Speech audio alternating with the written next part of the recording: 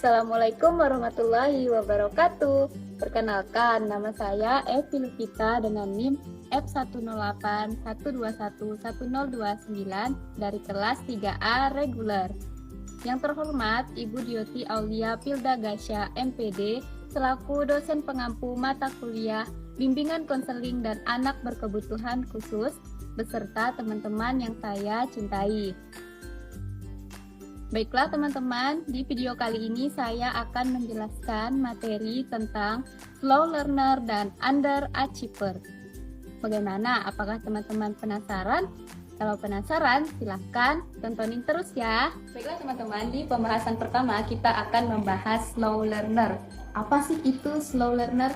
Jadi, slow learner ataupun lambat belajar merupakan anak yang memiliki kelainan, yaitu mereka memerlukan waktu yang lebih lama dalam menyelesaikan tugas. Padahal potensi akademik mereka antara teman-teman sebayanya itu sama. Dan juga anak yang berada di ranking terbawah ataupun di tingkatan bawah-bawah itu, mereka cenderung memiliki kelainan yaitu slow learner. Adapun gejalanya akan saya paparkan di video teks berikut. Selanjutnya kita akan membahas faktor penyebab slow learner. Jadi, faktor penyebab slow learner itu dibagi menjadi dua, yaitu faktor internal dan eksternal. Faktor internal ini dibagi lagi menjadi 5, yaitu pertama, faktor keturunan. Maksudnya, di sini apabila di dalam suatu keluarga terdapat beberapa anggota keluarga yang mengalami slow learner, maka memungkinkan anak-anak dari keluarga tersebut akan mengalami slow learner juga. Yang kedua adalah faktor disfungsi minimal otak. Maksudnya di sini adalah adanya cedera pada saraf di bagian otak. Hal ini bisa saja disebabkan oleh kecelakaan ataupun benturan yang terjadi di kepala. Yang ketiga adalah pengorganisasian cara berpikir. Maksudnya di sini adalah bagaimana seseorang dapat berpikir atau mengambil kesimpulan terhadap suatu hal yang abstrak. Nah, di sini anak slow learner akan kesulitan. Misalnya, ada suatu teks bacaan. Maka, anak slow learner tersebut ketika membaca dan ingin mengambil kesimpulan dari teks tersebut akan kesulitan. Yang keempat, adanya faktor kekurangan gizi. Jadi, teman-teman, gizi ini sangatlah penting ya bagi pertumbuhan dan perkembangan anak. Apabila anak sudah sedari kecil kekurangan gizi, maka kemungkinan mereka akan mengalami slow learner.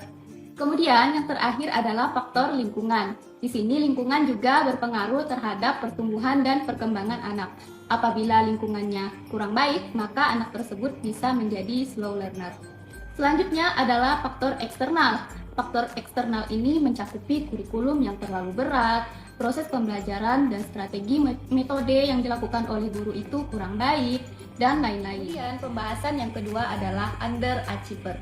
Apa sih yang dimaksud dengan underachiever itu?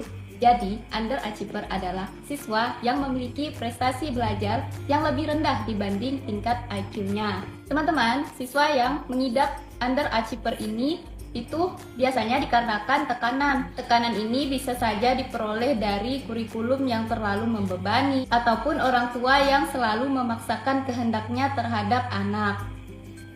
Kemudian untuk faktor-faktor penyebabnya ada 3, yaitu pertama adalah konsep diri akademik siswa. Maksudnya di sini bagaimana siswa tersebut menyelesaikan tugas-tugas yang telah dibebankan kepadanya, mencakup 3 komponen yaitu perseptual, konseptual, dan attitudinal. Kemudian faktor yang kedua adalah motivasi belajar. Di sini motivasi merupakan dorongan kepada siswa agar mereka lebih giat lagi belajar. Faktor yang ketiga adalah sikap dan kebiasaan belajar siswa. Hal ini mencakup bagaimana siswa bertindak sebagai siswa yang seutuhnya, seperti menerima penilaian dari guru, menerima tugas-tugas dari guru, dan lain-lain. Selanjutnya teman-teman, kita akan membahas tentang jenis-jenis dari underachiever.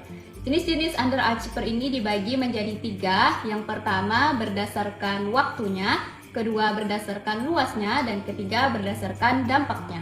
Yang pertama berdasarkan waktunya. Berdasarkan waktunya itu dibagi menjadi 2. Yang pertama underachiever sesaat atau situasional, Di sini maksudnya hanya terjadi ketika siswa tersebut mendapatkan suatu pengalaman yang sesaat. Contohnya ketika pindah sekolah ataupun tidak suka dengan guru dan lain-lain.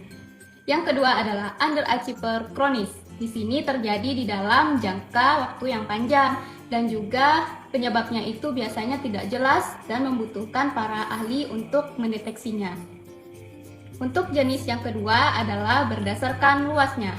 Yang pertama adalah underachiever pada satu bidang spesifik, kedua adalah underachiever pada satu bidang tertentu, dan ketiga adalah underachiever pada semua bidang. Yang pertama tadi adalah underachiever pada suatu bidang spesifik, misalkan suatu siswa tersebut tidak bisa berhitung, hanya berhitung saja.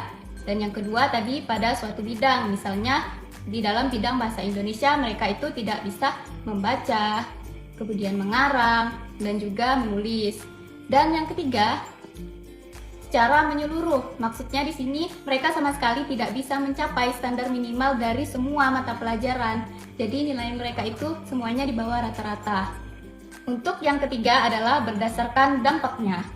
Berdasarkan dampaknya dibagi menjadi dua. Yang pertama adalah sedang ringan, biasanya terjadi kepada siswa yang tidak bisa dideteksi dan tidak bisa kita lihat secara langsung, karena ini biasanya siswa tidak bisa merasakannya juga, tetapi mereka itu ternyata underachiever. Jadi kondisi emosi dan psikologi mereka itu terlihat normal. Yang kedua adalah sedang parah. Di sini bisa juga disebut sebagai pemberontakan. Biasanya anak-anak yang mengalami underachiever sedang parah ini dikucilkan dari lingkungannya, suka mengurung diri, dan juga bahkan mengganggu orang-orang di sekitarnya. Selanjutnya, teman-teman dapat melihat karakteristik anak underachiever di teks berikut.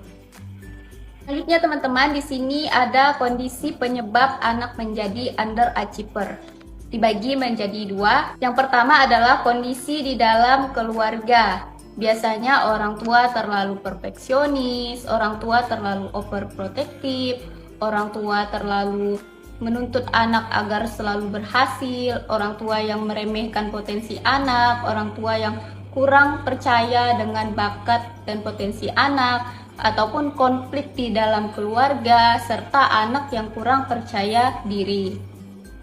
Sedangkan yang kedua adalah di dalam sekolah. Di dalam sekolah ini dibagi lagi menjadi yang pertama adalah kurikulum. Misalkan kurikulum yang terlalu mudah dapat membuat anak yang memiliki potensi lebih menjadi underachiever. Yang kedua adalah gaya mengajar dari guru. Misalkan guru biasanya kan terlalu banyak menggunakan metode belajar satu arah ataupun metode ceramah, sehingga siswa hanya dapat mendengarkan saja. Jadi siswa itu kurang dalam mengekspresikan dirinya karena hanya mendengarkan saja. Yang ketiga adalah kondisi atau suasana di dalam kelas. Biasanya di dalam kelas itu terdapat banyak persaingan ya, sehingga membuat siswa itu terkadang merasa minder, malu, atau bahkan kalah saing.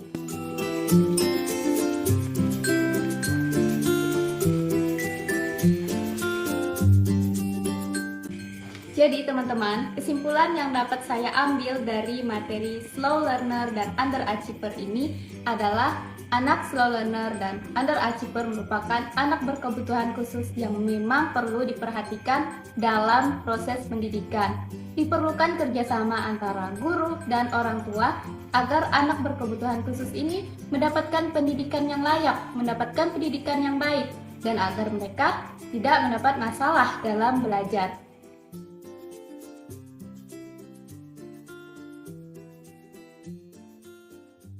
Baiklah teman-teman, sampailah kita kepada penghujung video. Semoga video yang saya tampilkan ini dapat bermanfaat ya bagi teman-teman yang menonton. Dan terima kasih kepada teman-teman semua yang telah menonton video saya sampai habis. Saya mohon maaf apabila ada kesalahan dalam pemilihan kata dan penyampaian dalam video ini. Sekian dari saya, wassalamualaikum warahmatullahi wabarakatuh.